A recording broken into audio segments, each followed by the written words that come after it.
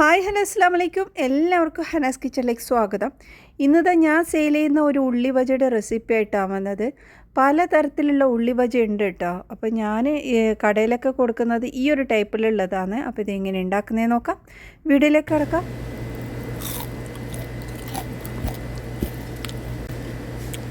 അപ്പോൾ ഉള്ളി ബജ ഉണ്ടാക്കാൻ ഞാനിതാ 1 കിലോ ഉള്ളിയാണ് എടുത്തത്. അത് നമുക്ക് കട്ട് ചെയ്ത് ചോപ്പറിൽ ഇട്ട് കൊടുക്കാം. ചോപ്പറിലാകുമ്പോൾ പെട്ടെന്ന് നമുക്ക് റെഡിയായി കിട്ടും. അപ്പോൾ ഇത് സ്ലൈസ് ചെയ്ത പോലെ ആക്കേണ്ടതാണ്, പൊടിഞ്ഞ പോലെ ആക്കാൻ പാടില്ല കേട്ടോ. അപ്പോൾ അതെല്ലാം റെഡിയാക്കിയെടുക്കാം. അപ്പോൾ ഒരു വലിയൊരു പാത്രത്തിലോട്ട് മാറ്റി കൊടുക്കാം.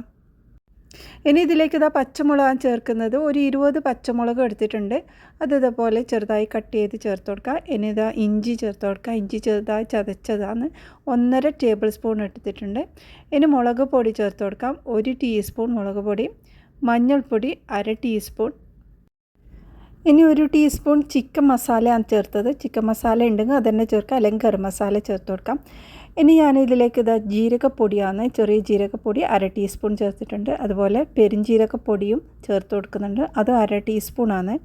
ഇനി നമ്മളിതിലേക്ക് അയമോദകമാണ് ചേർക്കുന്നത്. വളരെ കുറച്ച് മാത്രം അയമോദകം, ഒരു 1/4 ടീസ്പൂണ് അയമോദകം ചേർത്ത് കൊടുക്കാം. ഇനി നമ്മളിതാ കടലപ്പൊടിയാണ് എടുക്കുന്നത് കേട്ടോ. അപ്പോൾ ഒരു 3/4 കപ്പ് മുതൽ 1 കപ്പ് വരെ നമുക്കിതിലേക്ക് ചേർത്ത് കൊടുക്കാം. അതുപോലെ മൈദയും ചേർത്ത് കൊടുക്കാം. മൈദയും കടലപ്പൊടിയും ഒരേ അളവിലാണ് ചേർക്കേണ്ടത്, 3/4 കപ്പ് മുതൽ 1 കപ്പ് വരെ. പിന്നെ ഞാനിതിലോട്ട് ചേർത്തത് അരിപ്പൊടിയാണ് കേട്ടോ. അത് 4 ടേബിൾ സ്പൂണോളം ചേർത്ത് കൊടുത്തിട്ടുണ്ട്.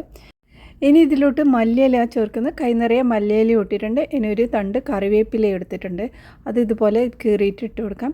ഇനി ഇതിലേക്ക് പാകത്തിനുള്ള ഉപ്പും ചേർത്ത് കൊടുക്കാം. ഇനി നന്നായിട്ടൊന്ന് മിക്സ് ചെയ്യുക, കൈ കൊണ്ട് തന്നെ മിക്സ് ചെയ്ത് കൊടുക്കാം. ഇതിലേക്ക് നമ്മൾ വെള്ളമൊന്നും ചേർക്കുന്നില്ല.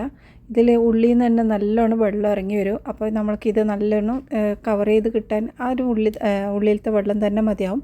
അതുകൊണ്ട് ഇതുപോലെ നന്നായിട്ടൊന്ന് മിക്സാക്കിയ ശേഷം കുറച്ച് സമയം ഇത് മാറ്റി വെക്കണം. ഇനി ഇതൊരു 10 മിനിറ്റ് നമുക്ക് മാറ്റി വെക്കാം. അപ്പോൾ തന്നെ അതിൽ നല്ല സോഫ്റ്റായിട്ട് വെള്ളമൊക്കെ ഇറങ്ങി വരും. അപ്പോൾ ഇന്ന് എനിക്ക് കുറച്ച് കൂടുതൽ തന്നെ സ്നാക്ക് ഉണ്ടാക്കാനുണ്ടായിരുന്നു. അപ്പോൾ എഗ് മാസാണ്, എഗ് മാസിൻ്റെ ഫില്ലിംഗ് ആണ്. ഇത് കാണാത്തവരുണ്ട്, കണ്ടുനോക്ക്. വളരെ എളുപ്പത്തിൽ ഉണ്ടാക്കാൻ പറ്റുന്ന, കുറഞ്ഞ ഇൻഗ്രീഡിയൻ കൊണ്ട് ഉണ്ടാക്കാൻ പറ്റുന്ന നല്ലൊരു സ്നാക്കാണ് കേട്ടോ എഗ് മാസ്. അപ്പോൾ അതാ 10 മിനിറ്റ് ആയ ശേഷം ഞാനിത് ഒന്നുകൂടെ നന്നായിട്ടൊന്ന് മിക്സാക്കി എടുക്കുന്നുണ്ട്. ഇതിലേക്ക് നമുക്ക് ഇനി വേണമെങ്കിൽ ഒന്ന് മിക്സായി കുറഞ്ഞതെന്ന് വിചാരിക്കുന്നുണ്ടെങ്കിൽ നമുക്ക് കടലപ്പൊടിയും മൈദപ്പൊടിയും ഒക്കെ ചേർത്ത് കൊടുക്കാം കേട്ടോ. അപ്പോൾ അത് രണ്ട് ചേർക്കുന്ന സമയത്ത് നമ്മൾ അരിപ്പൊടിയും കൂടി ചേർത്ത് കൊടുക്കേണ്ടി വരും. അത് കുറച്ചായിട്ട് നമ്മൾ അത് ഇങ്ങനെ ചേർത്തിട്ട് മിക്സാക്കി എടുക്കണം കേട്ടോ. അപ്പോൾ നന്നായി മിക്സാക്കിയ ശേഷം നമുക്കിത് ഓരോ ബോൾസാക്കി മാറ്റി വെക്കാം. അപ്പോൾ ഇങ്ങനെ ചെയ്താൽ നമുക്ക് ഇതിൽ നിന്ന് എത്ര പീസാക്കി കിട്ടും എന്നുള്ളത് കറക്റ്റായിട്ട് നമുക്ക് ഒരു ഐഡിയ കിട്ടും. അപ്പോൾ അതനുസരിച്ചിട്ട് നമുക്ക് ഇനി ആവശ്യമുണ്ടോ എന്നുള്ളതൊക്കെ നമുക്ക് മനസ്സിലാവും. അപ്പോൾ ഇവിടുന്ന് എനിക്ക് ഒരു 11 പീസാണ് കേട്ടോ കിട്ടിയത്. അപ്പോൾ ഇനി നമ്മൾക്കതൊന്ന് പരത്തിയേക്കാം. അപ്പോൾ ഇവിടെ എനിക്ക് നല്ല വലിയ സൈസാണ് ആക്കേണ്ടത്. അതുകൊണ്ട് തന്നെ ഞാനിതാ ഒരു പാത്രത്തിലേക്ക് ഇതുപോലെ കവറൊക്കെ ഇട്ടിട്ടാണ് ഞാൻ ചെയ്യുന്നത്. ഞാൻ മുമ്പ് പരിപ്പ് വടയും ഇതുപോലെ തന്നെയാണ് ഉണ്ടാക്കിയത്. ഇവിടെ എല്ലാം വലിയ സൈസാണ് എനിക്ക് കൊടുക്കാനുള്ളതൊക്കെ. അപ്പോൾ അതിനനുസരിച്ചിട്ട് വലിയ സൈസ് തന്നെ ആക്കി എടുക്കണം. അപ്പോൾ അത് നമ്മളെ കയ്യിൽ പിടിക്കാത്തത് കൊണ്ടാണ് ഇതുപോലെ ഒരു വലിയ പാത്രത്തിൽ തന്നെ ആക്കിയത്. അപ്പോൾ ഇതുപോലെ ചെയ്തതിന് ശേഷം നമുക്ക് പൊരിച്ചെടുക്കാം. നല്ല ചൂടായ എണ്ണയിലേക്കിട്ട് വേണം പൊരിച്ചെടുക്കാൻ. വലിയ സൈസ് ആക്കിയെടുക്കാൻ വേണ്ടിയിട്ടാണ് ഇതുപോലെ ചെയ്യുന്നത്. നമുക്ക് കയ്യിൽ ചെയ്തെടുക്കാനും പറ്റും. അപ്പോൾ ഇതുപോലെ ചെയ്തതിന് ശേഷം ചൂടായ എണ്ണയിലേക്കിട്ട് പൊരിച്ചെടുക്കാം. അപ്പോൾ 2 സൈഡും നല്ല ക്രിസ്പി ആകുന്നവരെ പൊരിച്ചെടുക്കണം. നല്ലൊരു ഗോൾഡൻ കളർ ആകുന്നവരെ നമ്മളിത് പൊരിച്ചെടുക്കണം, ലൈറ്റ് കളറല്ല. അങ്ങനെ ആകുമ്പോഴാണ് നല്ലൊരു ക്രിസ്പിയും നല്ല ടേസ്റ്റും ഉണ്ടാകുന്നത്. പിന്നെ ഉള്ളി വജ ഉണ്ടാക്കുമ്പോൾ നല്ല ചൂടോടുകൂടി കഴിക്കുമ്പോഴാണ് അതിൻ്റെ ടേസ്റ്റ്. പിന്നെ നമ്മൾ വീട്ടിലുണ്ടാക്കുന്ന ഉള്ളി വെച്ച ഈ ഒരു രീതിയിലല്ല കേട്ടോ പൊരിച്ചെടുക്കുന്നത്, അത് വേറെ തന്നെ രീതിയിലാണ് പൊരിക്കുന്നത്. അത് ഇങ്ങനെ ചെയ്യുമ്പോഴുണ്ടല്ലോ അതിൻ്റെ ഓരോ ഭാഗത്തും നല്ല ക്രിസ്പി ആയിട്ട് വരും. അപ്പോൾ ഇങ്ങനെ ഇതാക്കിയിട്ടല്ല, ഷേപ്പാക്കിയിട്ടല്ല, നല്ല ലൂസായിട്ട് ഇതുപോലെ ഒന്ന് വിട്ട് കൊടുക്കുകയാണ് ചെയ്യുന്നത്. അപ്പോൾ ഓരോ ഉള്ളിയും നല്ല ക്രിസ്പി ആയിട്ടും നല്ല പൊതിഞ്ഞ ആ ഒരു മാവിൽ നല്ലോണം പൊതിഞ്ഞ് നിന്നിട്ട് നല്ല ടേസ്റ്റാണ്. ഇങ്ങനെയാണ് കേട്ടോ ഞങ്ങൾക്ക് എല്ലാവർക്കും ഇഷ്ടം. ഉള്ളി വജ ഈ ഒരു രീതിയിലാക്കി നോക്കട്ടോ. അതിൻ്റെ ആ ഒരു മസാല എല്ലാ ഭാഗത്തും നല്ല രീതിയിലായിട്ട് ഓരോ ഉള്ളിയും നല്ല ക്രിസ്പിയും നല്ല ടേസ്റ്റുമാണ്. ഈ ഒരു മസാല അടിപൊളിയാണ്, ട്രൈ ചെയ്ത് നോക്ക്.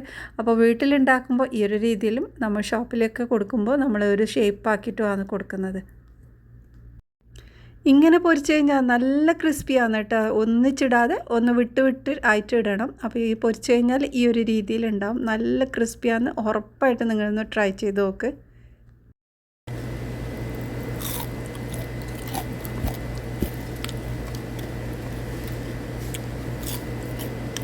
അപ്പോൾ ഇത് നല്ല ക്രിസ്പി ആയിട്ടുള്ള ഒരു ഉള്ളി ബജി ഇവിടെ റെഡിയായി. കഴിഞ്ഞ ദിവസം എനിക്കൊരു കൂട്ടുകാരി കുറച്ച് ഫോട്ടോസും വീഡിയോസൊക്കെ ഷെയർ ചെയ്തിട്ടുണ്ടായിരുന്നു കേട്ടോ. എൻ്റെ റെസിപ്പി നോക്കിയിട്ട് അവർ സെയിൽ ചെയ്യാൻ തുടങ്ങിയെന്ന് പറഞ്ഞിട്ട് അതിൻ്റെ നല്ല റിസൾട്ടാണ്, എല്ലാവർക്കും ഇഷ്ടപ്പെട്ടു എന്നുള്ള നല്ല അഭിപ്രായം പറഞ്ഞിട്ട്. അപ്പോൾ നല്ല സന്തോഷമായി.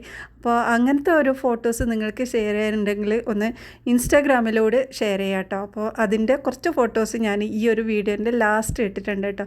അപ്പോൾ അത്രയേ ഉള്ളൂ ഇന്നത്തെ വീഡിയോ. ഇനി അടുത്ത നല്ല റെസിപ്പിയുമായി വീണ്ടും വരാം. ബൈ.